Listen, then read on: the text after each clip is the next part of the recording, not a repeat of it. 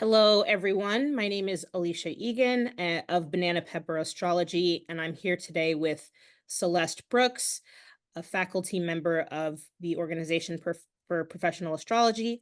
And Celeste will be leading a track that's open to all astrologers on Moon Mastery. Hi, Celeste. How are you? I'm doing well. Fantastic. Thank you for taking the time to meet with us today. I know this is an opportunity for you to give our audience a little bit of an introduction to what they could expect at the retreat, and we definitely will let you take it away. Great. Well, thank you so much, Elisa. Hi, everyone. I'm Celeste Brooks of Astrology by Celeste, and I'm an astrologer coach and an intuitive. And I'm inviting you with a personal invitation to join me in Park City, Utah for this fabulous retreat. And what I'm going to be teaching is my Moon Mastery program over 3 days. So it will be a deep dive where you will get intimate one-on-one training with me. There are a maximum of 9 participants in the track. So it's going to be a deep workshop where you're going to be connecting with your natal moon. So let me just share my screen. Okay. So what is Moon Mastery?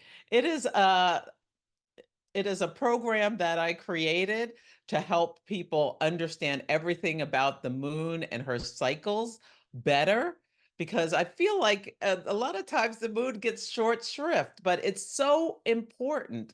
The sun is our conscious mind and the moon is our subconscious mind, and it governs what we need to feel safe, our reigning needs, our behaviors. The moon holds all of our memories. And when we are reacting in the moment, especially when we're in like fight or flight or anything like that, we're reacting from our moon sign. And so the deeper the relationship you have with your moon, the more you can understand your subconscious reactions. It's like it gives you a light that illuminates through the shadows when you're working with your moon. So there's going to be several components. One is we're going to be talking all about the natal moon so you can understand your needs, your attachment styles, things about what you need from communication with your partners.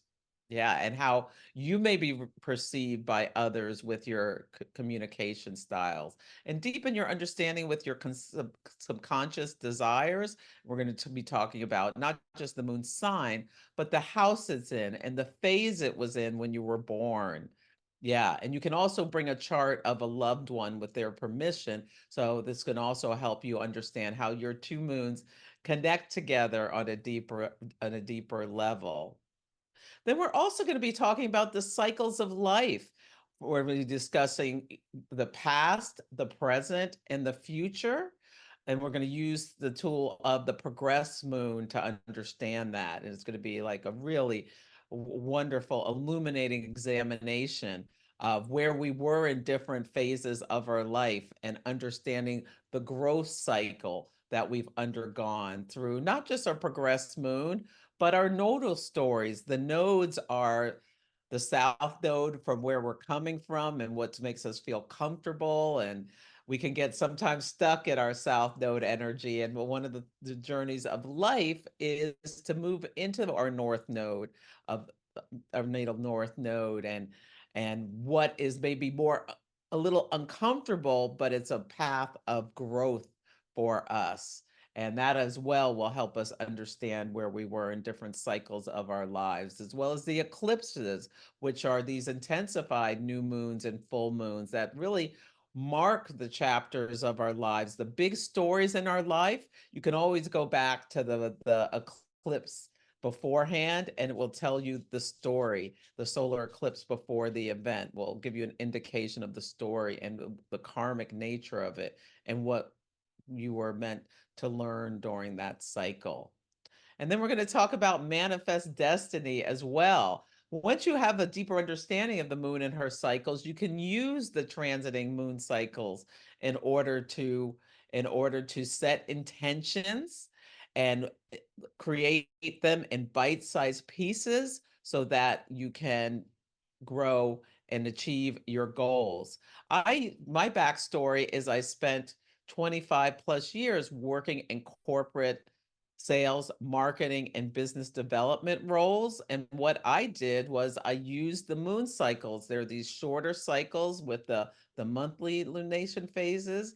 And there's also what's called the lunar gestational cycle. Every new moon opens this chapter that's 27 months, and there's like pivot points every 9 months, and you'll learn all about this in moon mastery. So for longer term range goals, you can use these longer cycles to help you pace with the changing energies and your natal chart to set the intentions in sync with your cosmic blueprint, which is your birth chart.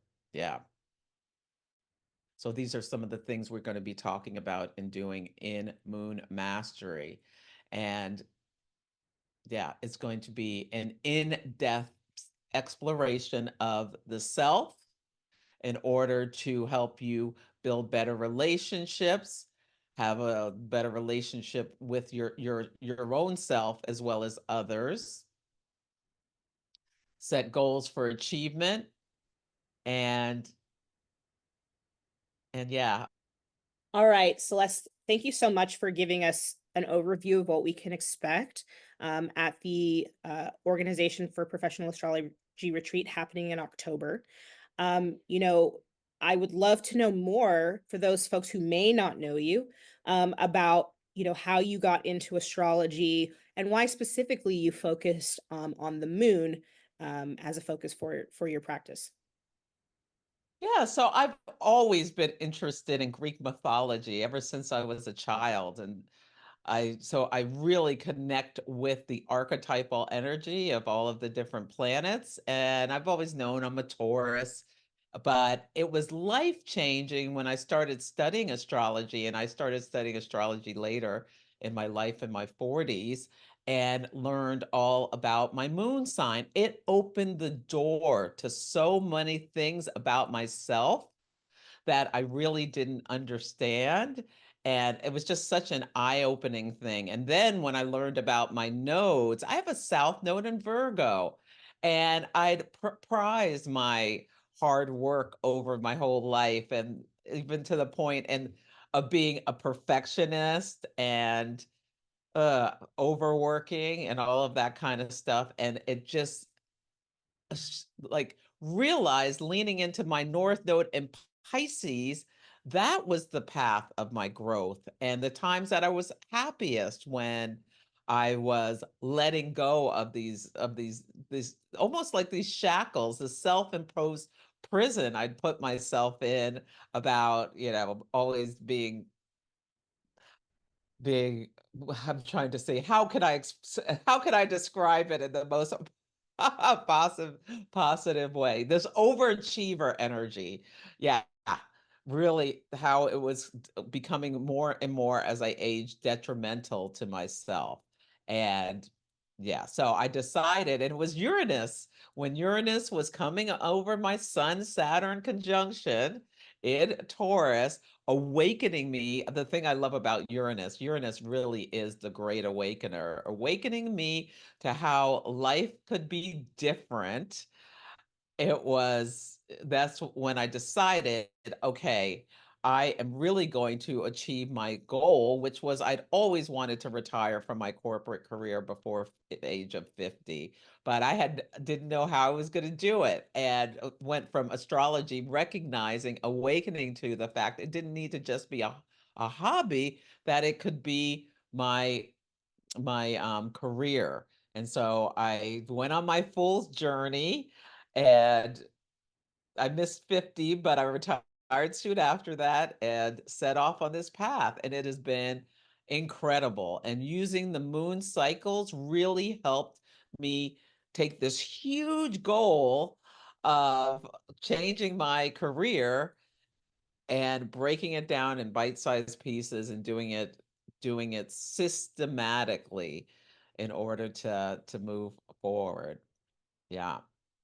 And that's why I love helping others with their understanding their moon. Like so many of my clients, it's once they start working with these cycles and delving into the work of moon mastery, they just have such immense personal growth. And astrology really is the language of self-compassion and love, as far as what I think. Hmm. Certainly. And, that's a huge goal to be able to even, I think for a lot of younger astrologers, we're talking about Gen Z, panicking that they may never retire. So to hear that not only did you get to choose to move from the corporate sphere into more of the esoteric sphere as a full-time career is fantastic. And, certainly we can look to you on how to get there, how to become a professional astrologer, practicing astrologer at this conference excuse me, at this retreat. So thank you for sharing more about that. Are there any workshops that you can share with our audience? Well, okay, so my podcast is a Celestial Insights podcast, and it's available wherever you listen, Apple, Spotify, all the things. And it's a weekly podcast intended to help you navigate the energies of the week like a boss. I practice a mix of traditional, modern astrology. I'm also a horary astrologer. And I absolutely love mundane astrology. So I talk a lot about the correlation as above, so below, with what is going on in the news, in pop culture, in the arts. Yeah. I'm not a big sports person, but occasionally I'll touch on sports and things like that. So I feel like one of my purposes in life is to help people understand the cycles, not just in their own life, but what they're seeing outside of themselves and with other people. So there's that. I host monthly moon circles. So just before every new moon, where I teach about the moon and talk about what attentions you may want to be setting based on your sun and rising sign. And I do hot take chart readings for people as well. And we do talk about what's going on in the collective as well as what's in our own lives. And the next one is going to be on August 4th for the the Leo new moon. Sorry. August 4th. That's August 4th, everyone. August 4th for the Leo new moon, yes. But I do personal readings, group events. I do coaching as well for people who want to go deeper and work with me on a longer term basis. But yeah, every week on Wednesday, I do on Instagram Live, I do what's called the Astro and the Oracle, and I talk about astrology. And then I pull some cards for each of the signs. And then on Fridays, most Fridays, I do cosmic conversations where I talk with other people in esoteric fields about their specialty and what transits are coming up and whatever suits us at that time. That's fantastic, and I thank you for sharing that. And I love the idea of layering practices. Not only are you an astrologer, but you have many other, I'm sure, practices that you weave into your work. And is that something that we can expect at your track at the retreat? Well, I'm going to be recommending each person bring some kind of oracle or tarot deck to the retreat, because Mm. that's going to be part of our work. Yes, the moon, it's like delving into your intuition, that deep knowing, that inner knowledge that we all have. And yeah, I use all my tools when I work with my clients. I use, the astrology, my intuitive tools. I typically pull cards for people, and yeah, and whatever psychic downloads I get as well. So I use it all. Is it And your we're going to your be delving into it all at this retreat. And that's fantastic, being able to pull from your toolkit. And I'm sure it'll be really exciting to learn from you. And again, these are small group sessions at the Park City, Utah retreat at New Park Resorts happening this October from October 16th to 21st. I believe, Celeste, you still have maybe one or two spots available. Um, and so we'd love to get anyone who's eager to learn from Celeste and just learn about different ways to layer techniques and learning about the moon, and how to have the moon guide sort of your practice. Exactly. Yes, it's going to be wonderful. I hope you will join me if you're so moved. Fantastic. Well, thank you so much, Celeste. We look forward to seeing you at the retreat. Thank you, Alicia.